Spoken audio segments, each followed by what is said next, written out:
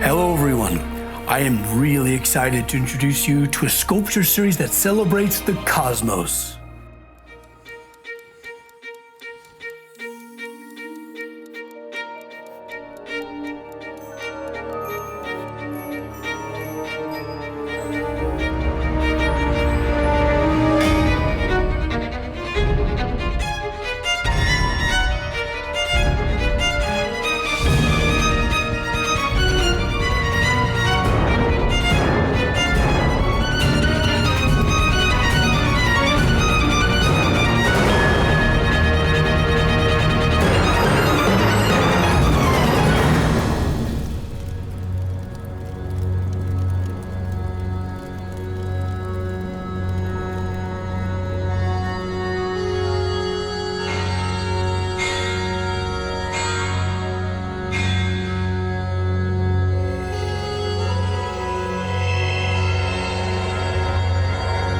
As you know, I primarily work in commission spaces. I really love the challenge of kind of solving problems, like a client comes to me with this certain ask, and then I facilitate their challenge. Now this client this time around is the Allegretto here in town. It's a beautiful resort where people can escape a little bit into almost a meditative state. The owner, the client, challenged me to create 12 very abstract representations of the constellations that reside in the Zodiac. Now, what's really cool about this commission is that all of these 12 constellations will be installed along the Star Garden Trail.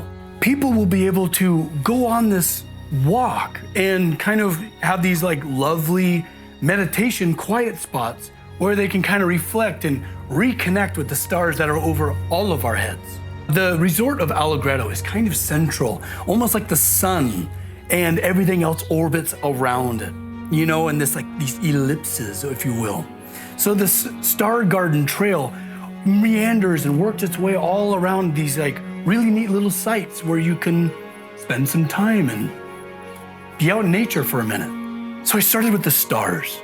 Grew up on a ranch where the stars were accompanying me almost every night, where there was no light pollution. I was able to look up and look down the Milky Way and see Orion and the Big and Little Dipper, the Seven Sisters. They were a part of my story since the beginning. I have always looked up at the stars in a sense of awe. And what's so neat about that is that we all have a personal relationship with the sky, but we also have a universal relationship with the sky. We all look up at the same stars, no matter where you are. When we look up, we see just kind of a spherical ceiling over our heads that are pinpointed with light. So if you were to take, two stars, a part of a constellation, these stars might seem right next to each other, but in actuality, they are wildly separate. There might be light years between the two. That's where I began, was just how relative the constellations really are with themselves. Now, my hope for this series, no matter if you're seeing it in person or if you're experiencing it wherever you are in the globe, is that I can maybe rekindle or reaffirm or even continue your fascination and appreciation of the cosmos and the heavens above all of us. With any good story, there's always a beginning. And we start things off with Taurus. I began with working in tandem with the owner. He's very artistic himself and loves to pack things full of symbolism. Turns out, so do I. I wanted to incorporate the 4 elements. Each zodiac sign comes with an element, and Taurus is Earth.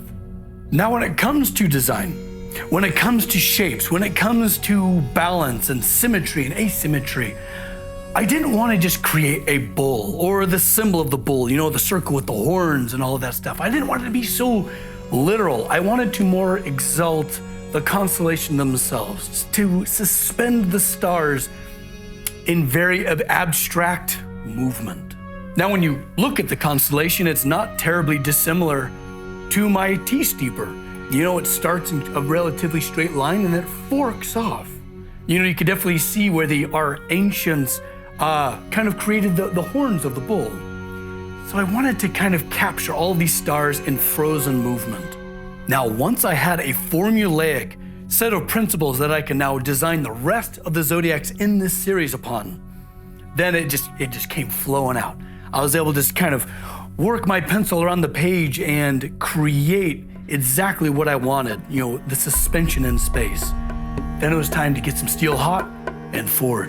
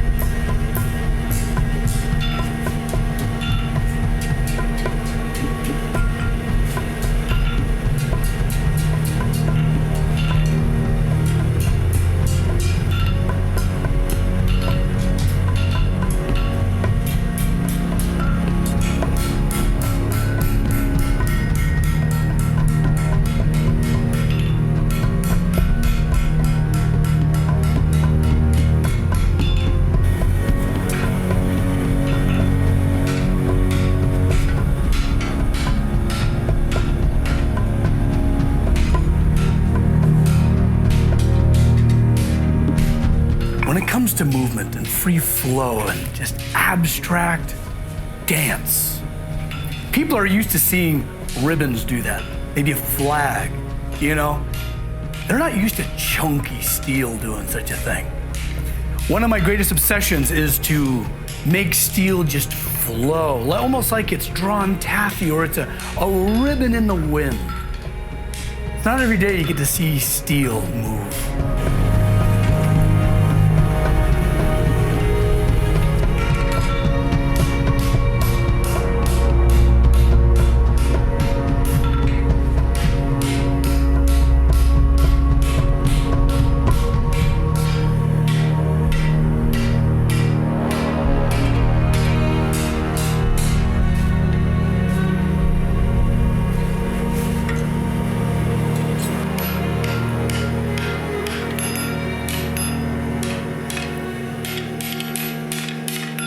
So after the base was all fabricated and constructed, then it was time to actually put a lot of these abstract designs into reality.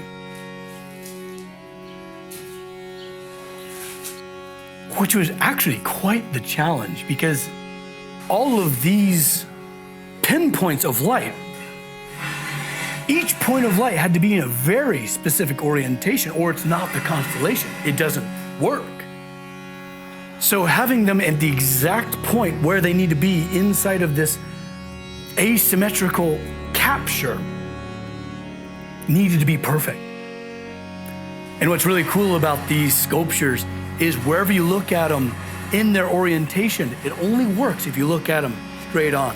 Once you move around this sculpture, it becomes unrecognizable until you look at it again.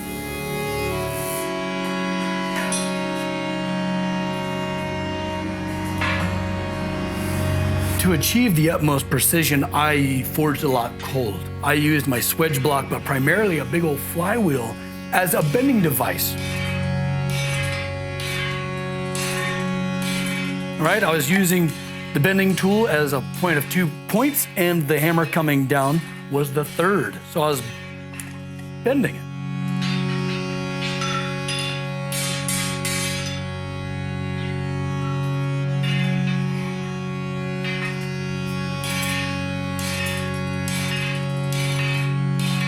In rolling it nice, cold, and slow, I was able to get those points of light exactly where they were supposed to go.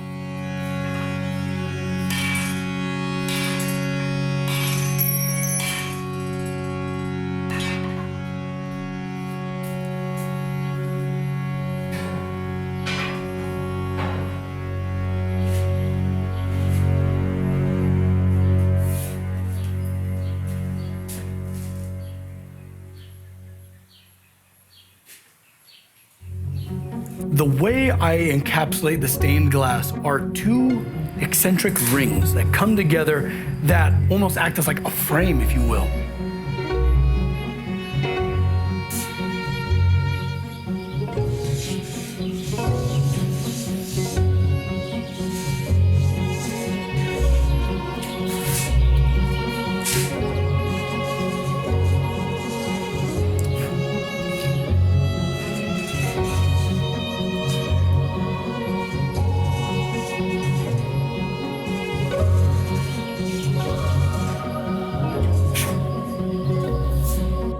Now, it's one thing to forge steel, but it's an entirely different one to suspend stained glass.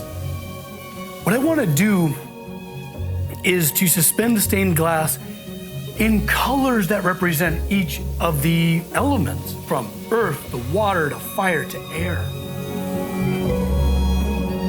Now, once the stained glass was captured, then I was able to put it anywhere where they met the steel. So for Taurus, when it comes to the chromatic spectrum that we chose a lot of like ambers and deep, rich browns and greens of the rolling hills in my area. It's a lot of fun to really lean into the steadfastness of earth. After some good old forging, after a bit of glass work, it was time to bring it home to the Allegretto.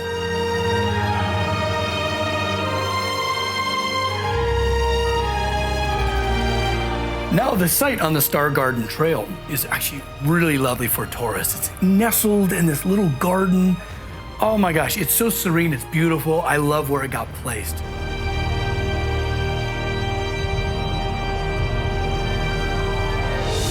Everyone, I am so excited to be able to take you on this journey with me, both artistically, but like through the cosmos, like through the stars. We all have our own relationship with them. And I'm really excited to take you on this with me.